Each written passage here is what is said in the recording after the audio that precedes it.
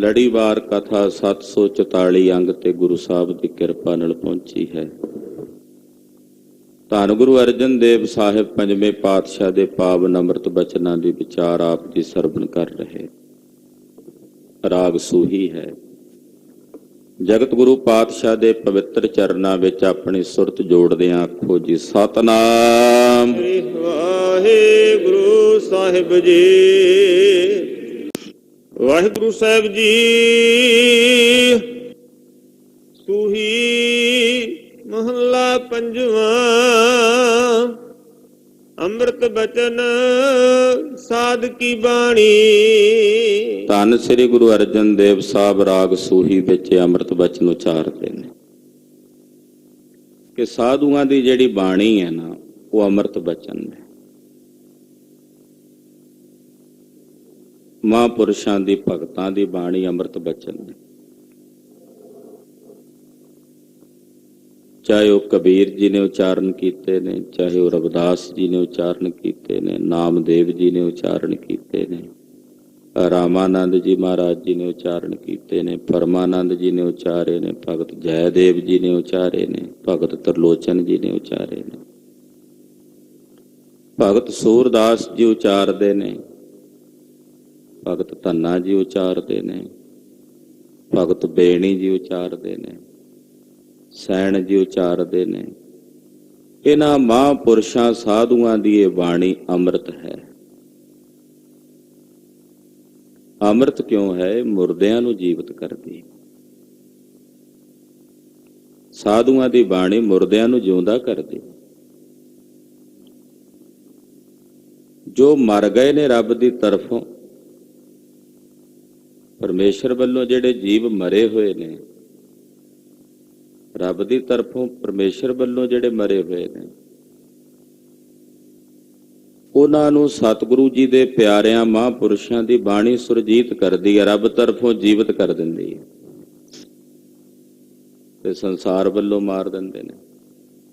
ਸੰਸਾਰ ਵੱਲੋਂ ਮਰ ਕੇ ਰੱਬ ਤਰਫੋਂ ਜੀਵਤ ਹੋ ਜਾਂਦੇ ਨੇ। ਉਹ ਉਸ ਬਾਣੀ ਨੂੰ ਕਹਿੰਦੇ ਅੰਮ੍ਰਿਤ ਬਾਣੀ। ਸਤਿਗੁਰਾਂ ਦੀ ਇਹ ਜਿਤਨੀ ਬਾਣੀ ਹੈ ਇਹ ਅੰਮ੍ਰਿਤ ਹੈ। ਇਹਨੂੰ ਗੁਰਦੇਵ ਨੇ ਚਿਮ ਚਿਮ ਬਰਸੈ ਅੰਮ੍ਰਿਤ ਧਾਰਾ ਕਿਹਾ। ਇਹ ਨਿੱਕੀ ਨਿੱਕੀ ਕਣੀ ਦਾ ਅੰਮ੍ਰਿਤ ਦੀਆਂ ਬੂੰਦਾਂ ਦਾ ਮੀਂਹ ਹੈ ਜੋ ਸਾਡੇ ਜੀਵਨ ਨੂੰ ਸਰ ਸਬਜ਼ ਕਰਦਾ। ਤੋ ਸਾਧੂਆਂ ਦੀ, ਰੱਬ ਦੇ ਪਿਆਰਿਆਂ ਦੀ ਜਿਹੜੀ ਬਾਣੀ ਹੈ ਉਹ ਅੰਮ੍ਰਿਤ ਬਾਣੀ ਹੈ। ਅੰਮ੍ਰਿਤ ਬਚਨ ਸਾਧ ਕੀ ਬਾਣੀ। ਸਾਧੂ ਜਨਾਂ ਦੀ ਬਾਣੀ ਅੰਮ੍ਰਿਤ ਹੈ। ਹਾਂਜੀ। ਜੋ ਜੋ ਜਪੈ ਤਿਸ ਕੀ ਗਤ ਹੋਵੈ, ਹਰ ਹਰ ਨਾਮ ਨਿਤ ਰਸਨ ਬਖਾਨੀ। ਜਿਹੜਾ ਜਿਹੜਾ ਇਸ ਬਾਣੀ ਨੂੰ ਜਪਦਾ, ਜਿਹੜਾ ਜਿਹੜਾ ਵੀ ਜਪਦਾ ਯਾਨੀ ਕਿ ਪੜ੍ਹਦਾ ਚਾਹੇ ਸੁਣਦਾ, ਇੱਥੇ ਜਦੋਂ ਜੋ ਜੋ ਕਿਹਾ ਨਾ, ਜੋ ਜੋ ਦਾ ਮਤਲਬ ਹੈ ਕਿ ਜੋ ਕਿਸੇ ਵੀ ਵਰਣ ਨਾਲ, ਕਿਸੇ ਵੀ ਜਾਤੀ ਨਾਲ, ਕਿਸੇ ਵੀ ਮਜ਼ਹਬ ਨਾਲ ਸੰਬੰਧ ਰੱਖਦਾ ਹੋ।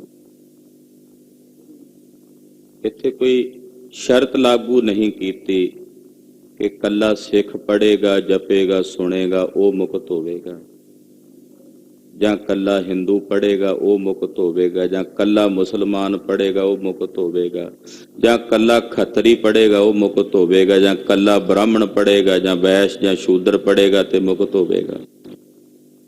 ਇੱਥੇ ਜਦੋਂ ਜੋ ਜੋ ਜਪੈ, ਜਿਹੜਾ ਜਿਹੜਾ ਵੀ ਜਪੇਗਾ ਇਸ ਅੰਮ੍ਰਿਤ ਬਾਣੀ ਨੂੰ, ਜਿਹੜਾ ਵੀ ਪੜ੍ਹੇਗਾ, ਜਿਹੜਾ ਵੀ ਸੁਣੇਗਾ, ਤਿਸ ਕੀ ਗਤ ਹੋਵੈ, ਉਹਦੀ ਮੁਕਤੀ ਹੋਵੇਗੀ ਬਿਨਾਂ ਕਿਸੇ ਸ਼ਰਤ ਤੋਂ ਕਿ ਤੂੰ ਬ੍ਰਾਹਮਣ ਹੈ, ਤੂੰ ਖੱਤਰੀ ਹੈ, ਸ਼ੂਦਰ ਹੈ, ਵੈਸ਼ ਹੈ।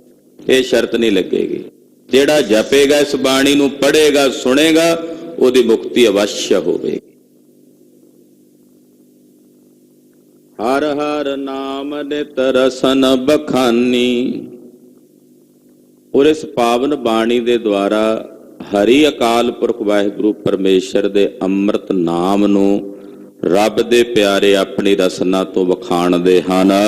ਰਹਾਉ ਕਲੀ ਕਾਲ ਕੇ ਮਿਟੇ ਕਲੇਸ਼ਾ।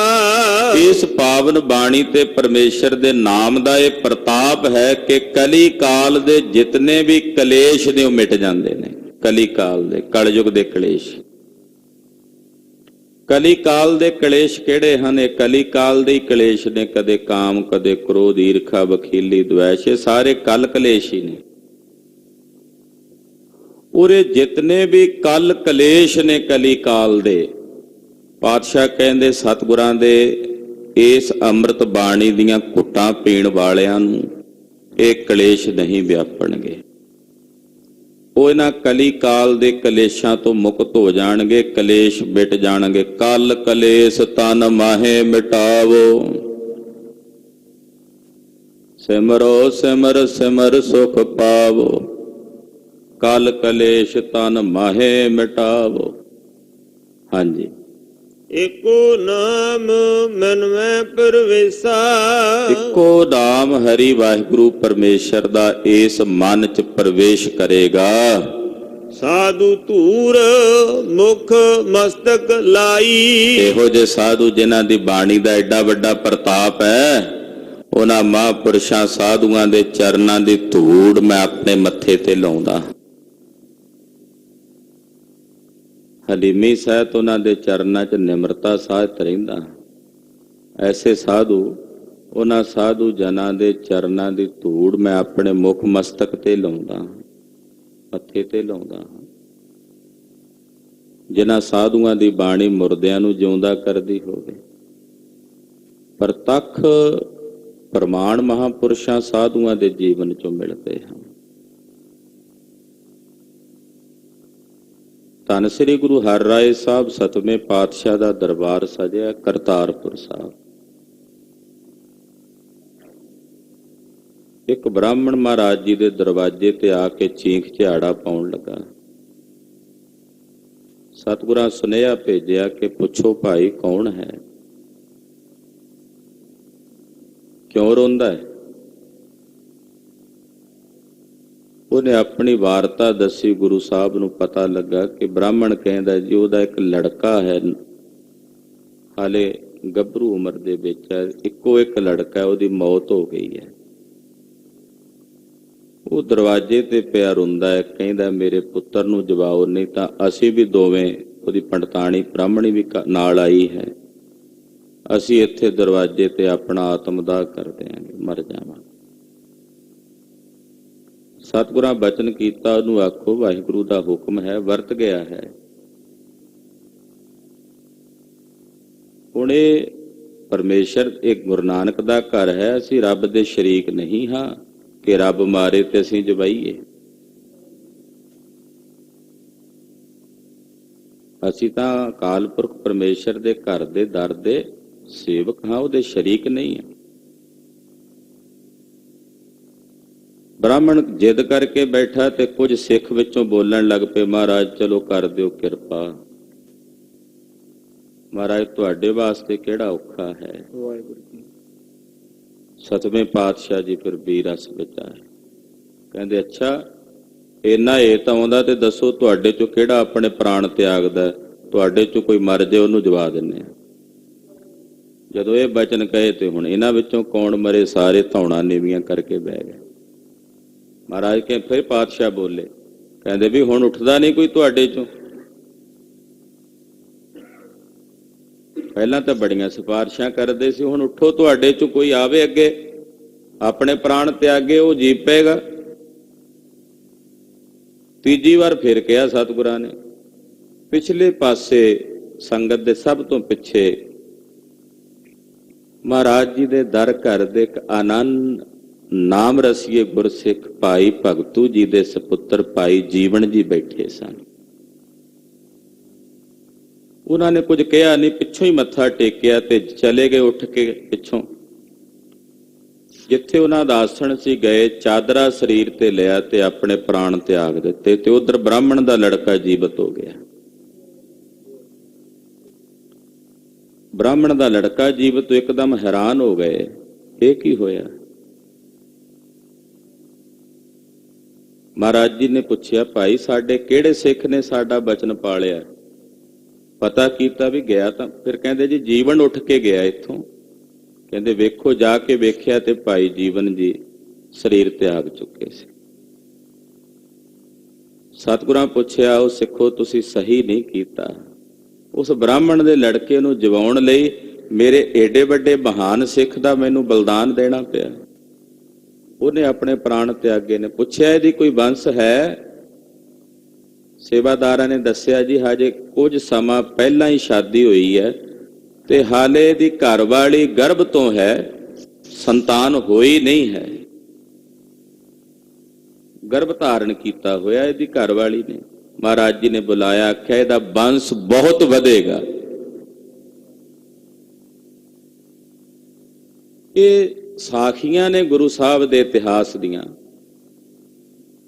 ਇਹਨਾਂ ਤੋਂ ਇਹ ਪ੍ਰਮਾਣ ਹੈ ਕਿ ਗੁਰੂ ਸਾਹਿਬ ਦੇ ਬਚਨ ਅੰਮ੍ਰਿਤ ਰੂਪ ਨੇ। ਬਾਹਰੋਂ ਪ੍ਰਤੱਖ ਰੂਪ 'ਚ ਵਰਤਾਇਆ ਕਿ ਬਾਹਰੋਂ ਮੁਰਦੇ ਸੁਰਜੀਤ ਹੋ ਸਕਦੇ ਨੇ। ਰੱਬ ਦੀ ਤਰਫੋਂ ਮਰੇ ਹੋਏ ਜਿਹੜੇ ਲੋਕ ਨੇ ਉਹ ਵੀ ਜੀਵਤ ਹੋ ਜਾਂਦੇ ਨੇ ਸਤਿਗੁਰਾਂ ਦੀ ਅੰਮ੍ਰਿਤ ਬਾਣੀ। ਇੱਥੇ ਗਰੀਬ ਨਵਾਜ ਸਾਹਿਬ ਸੱਚੇ ਪਾਤਸ਼ਾਹ ਕਹਿੰਦੇ, ਐਸੀ ਜੋ ਪਾਵਨ ਪਵਿੱਤਰ ਅੰਮ੍ਰਿਤ ਬਾਣੀ ਹੈ, ਉਸ ਪਵਿੱਤਰ ਪਾਵਨ ਅੰਮ੍ਰਿਤ ਬਾਣੀ ਨੂੰ ਅਸੀਂ ਆਪਣੇ ਮੁਖ 'ਚ ਪੜ੍ਹਦੇ ਹਾਂ ਔਰ ਸਾਧੂਆਂ ਦੇ ਚਰਨਾਂ ਦੀ ਧੂੜ ਆਪਣੇ ਮੱਥੇ ਤੇ ਲਾਉਂਦੇ ਹਾਂ। ਨਾਨਕ ਉਦਰੇ ਹਰ ਗੁਰ ਸ਼ਰਣਾਈ। ਧੰਨ ਗੁਰੂ ਅਰਜਨ ਦੇਵ ਸਾਹਿਬ ਕਹਿੰਦੇ ਉਹ ਉਧਰ ਜਾਂਦੇ ਹਨ ਜਿਹੜੇ ਗੁਰੂ ਦੀ ਸ਼ਰਨ ਪੈ ਜਾਂਦੇ ਨੇ, ਗੁਰੂ ਦੀ ਪਨਾਹ 'ਚ ਪੈ ਜਾਂਦੇ ਹਨ। ਸੂਹੀ ਮਹੱਲਾ ਪੰਜਵਾਂ। ਘਰ ਤੀਜਾ। ਗੋਬਿੰਦਾ ਗੁਣ ਗਾਉ ਦਿਆਲਾ। ਧੰਨ ਗੁਰੂ ਅਰਜਨ ਦੇਵ ਸਾਹਿਬ ਰਾਗ ਸੂਹੀ 'ਚ ਤੀਸਰੇ ਘਰ ਵਿੱਚ ਇਸ ਪਾਵਨ ਸ਼ਬਦ ਨੂੰ ਗਾਇਨ ਕਰਨ ਦਾ ਹੁਕਮ ਕਰਦੇ। ਕਹਿੰਦੇ ਉਸ ਗੋਬਿੰਦ ਅਕਾਲ ਪੁਰਖ ਵਾਹਿਗੁਰੂ ਪਰਮੇਸ਼ਰ ਦੇ ਜੋ ਸਾਰਿਆਂ ਤੇ ਦਇਆ ਕਰਨ ਵਾਲਾ ਦਿਆਲੂ ਰੱਬ ਹੈ, ਉਹਦੇ ਗੁਣ ਗਾਓ, ਉਸ ਦੇ ਗੁਣਾਂ ਨੂੰ ਗਾਇਨ ਕਰੋ। ਦਰਸ਼ਨ ਦੇਹੋ ਪੂਰਨ ਕਿਰਪਾਲਾ। ਏ ਪੂਰਨ ਕਿਰਪਾਲ ਰੱਬ ਜੀ, ਸਾਡੇ ਤੇ ਤਰਸ ਕਰਕੇ ਸਾਨੂੰ ਆਪਣੇ ਦਰਸ਼ਨ ਦਿਓ। ਏ ਪੂਰਨ ਕਿਰਪਾਲ ਸੁਆਮੀ ਜੀ, ਸਾਡੇ ਤੇ ਤਰਸ ਕਰਕੇ ਦਇਆ ਕਰਕੇ ਸਾਨੂੰ ਆਪਣੇ ਦਰਸ਼ਨ ਦਿਓ। ਦਰਸ਼ਨ ਦੇਹੋ ਪੂਰਨ ਕਿਰਪਾਲਾ। ਹੇ ਪੂਰਨ ਕਿਰਪਾਲ ਸਾਹਿਬ ਜੀ, ਸਾਡੇ ਤੇ ਕਿਰਪਾ ਕਰਕੇ ਸਾਨੂੰ ਆਪਣੇ ਦਰਸ਼ਨ ਦਿਓ। ਰਹਾਉ ਕਰ ਕਿਰਪਾ ਤੁਮ ਹੀ ਪ੍ਰਤਪਾਲਾ। ਤੁਸੀਂ ਹੀ ਕਿਰਪਾ ਕਰਕੇ ਸਾਡੀ ਪਾਲਣਾ ਕੀਤੀ ਹੈ, ਕਰ ਰਹੇ ਹੋ ਤੇ ਅੱਗੇ ਵੀ ਕਰੋਗੇ। ਤੁਹਾਡੇ ਬਿਨਾਂ ਕੋਈ ਦੂਜਾ ਪਾਲਣਹਾਰ ਨਹੀਂ ਹੈ। ਮਹਾਰਾਜ ਤੁਸੀਂ ਕਿਰਪਾ ਕਰਕੇ ਸਾਡੀ ਪ੍ਰਤਪਾਲਣਾ ਕੀਤੀ ਹੈ। ਜੀਉ ਪਿੰਡ ਸਭ ਤੁਮਰਾ ਮਾਲਾ। ਸਾਡੇ ਕੋਲ ਜੀਉ ਪਿੰਡ ਜੋ ਮਾਲ ਧਨ ਸਭ ਕੁਝ ਜੋ ਕੁਝ ਵੀ ਹੈ ਮਹਾਰਾਜ ਜੀ ਇਹ ਤੁਹਾਡਾ ਹੈ। ਮਾਲ ਧਨ ਸੰਪਦਾ ਜੀਉ ਪਿੰਡ ਜੋ ਕੁਝ ਵੀ ਹੈ ਮਹਾਰਾਜ ਜੀ ਇਹ ਸਭ ਕੁਝ ਤੁਹਾਡਾ ਹੈ। ਅੰਮ੍ਰਿਤ ਨਾਮ ਚੱਲੇ ਜਪ ਨਾਲਾ। ਅੰਮ੍ਰਿਤ ਨਾਮ ਨੂੰ ਜਪੀਏ ਕਿਉਂਕਿ ਇਹੀ ਨਾਲ ਚੱਲਣਾ। ਅੰਮ੍ਰਿਤ ਨਾਮ ਚੱਲੇ ਜਪ ਨਾਲਾ।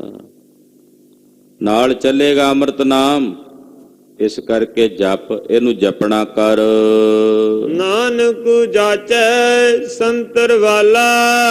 ਮੈਂ ਸਾਧੂਆਂ ਦੇ ਚਰਨਾਂ ਦੀ ਧੂੜੀ ਮੰਗਦਾ ਹਾਂ, ਮਹਾਪੁਰਸ਼ਾਂ ਦੇ ਚਰਨਾਂ ਦੀ ਰਵਾਲ ਮੰਗਦਾ ਹਾਂ। ਸੂਹੀ ਮਹੱਲਾ ਪੰਜਵਾਂ। ਰਾਗ ਸੂਹੀ 'ਚ ਜਗਤ ਗੁਰੂ ਗੁਰੂ ਅਰਜਨ ਦੇਵ ਸਾਹਿਬ ਜੀ ਉਚਾਰਦੇ ਹਨ। ਤਿਸ ਬਿਨ ਦੂਜਾ ਅਵਰ ਨਾ ਕੋਈ। ਇਸ ਨਿਰੰਕਾਰ ਅਕਾਲ ਪੁਰਖ ਵਾਹਿਗੁਰੂ ਪਰਮੇਸ਼ਰ ਤੋਂ ਬਿਨਾ ਕੋਈ ਦੂਜਾ ਨਹੀਂ ਹੈ। ਉਹੀ ਹੈ ਜੋ ਸਾਰਿਆਂ ਵਿੱਚ ਵਰਤ ਰਿਹਾ ਹੈ। ਆਪੇ ਥੰਮੈ ਸੱਚਾ ਸੋਈ। ਆਪ ਹੀ ਥੰਮਣ ਵਾਲਾ ਸਾਰੇ ਸੰਸਾਰ ਨੂੰ ਸੱਚ ਸਰੂਪ ਵਾਹਿਗੁਰੂ ਆਪਣਾ ਆਸਰਾ ਦੇ ਕੇ ਸਭ ਨੂੰ ਥੰਮਦਾ।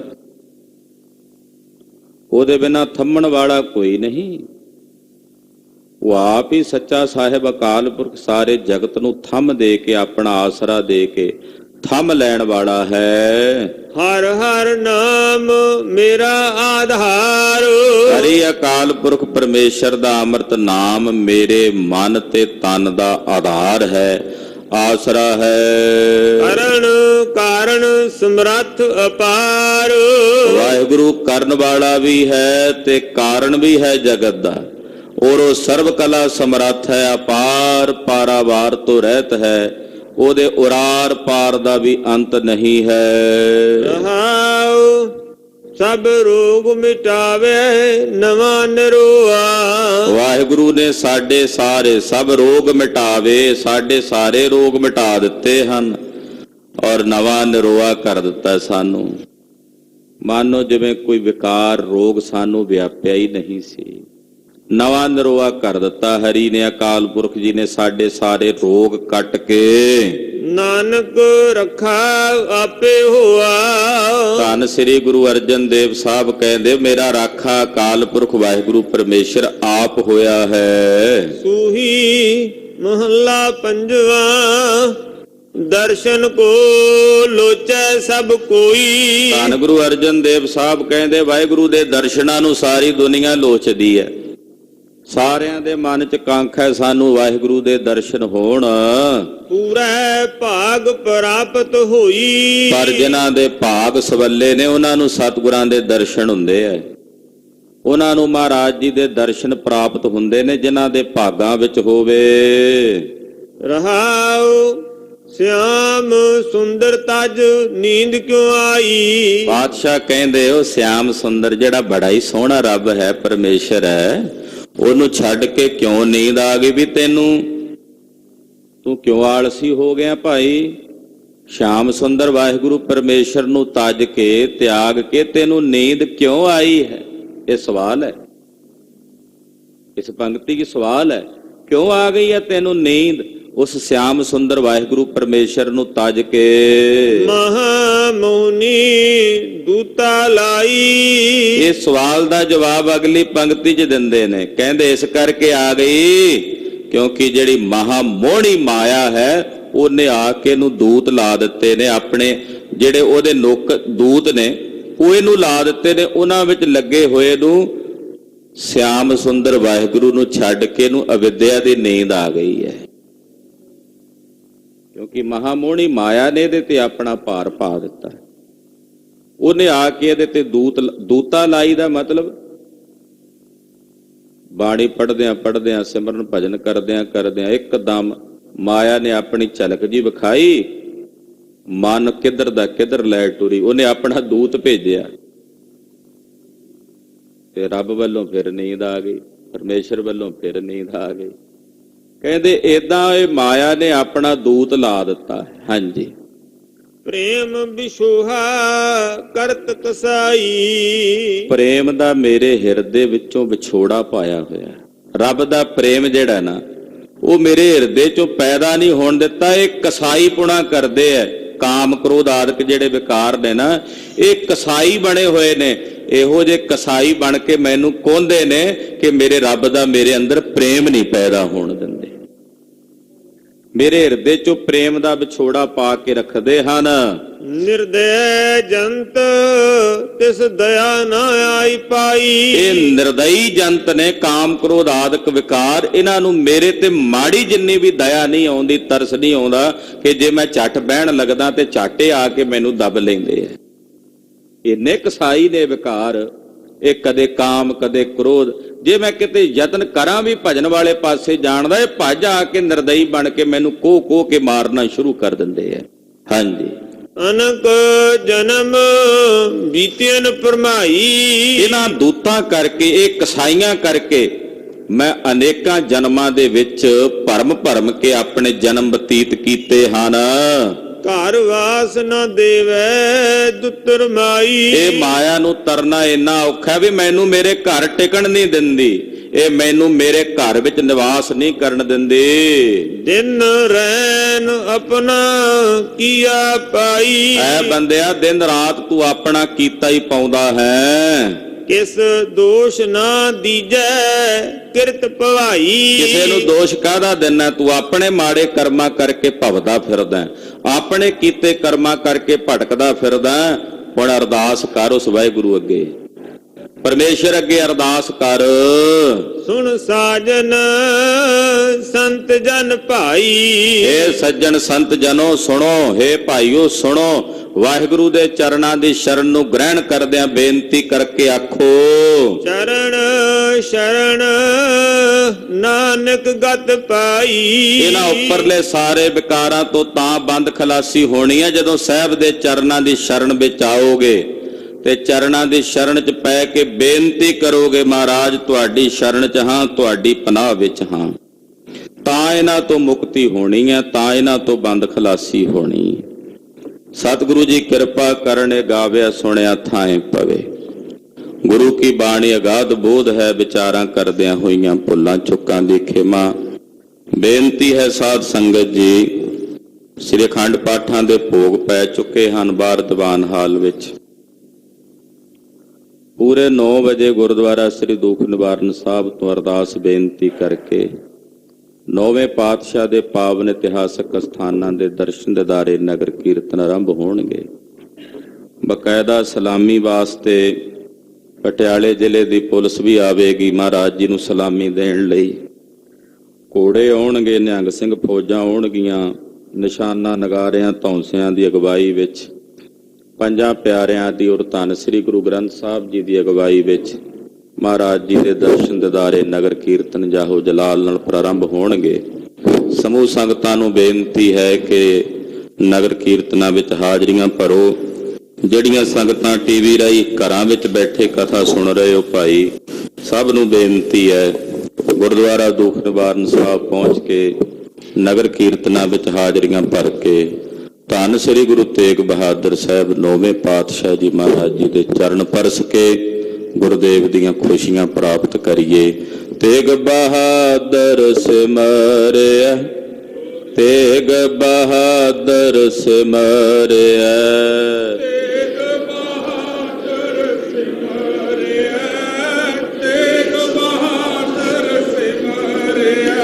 ਘਰ ਨੌ ਨਿਦ ਆਵੈ ਧਾਏ, ਘਰ ਨੌ ਨਿਦ ਆਵੈ ਧਾਏ।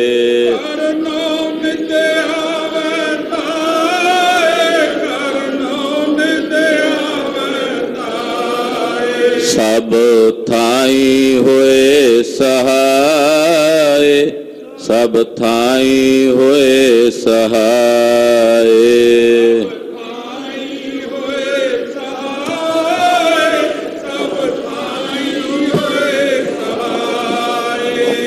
ਵਾਹਿਗੁਰੂ ਵਾਹਿਗੁਰੂ,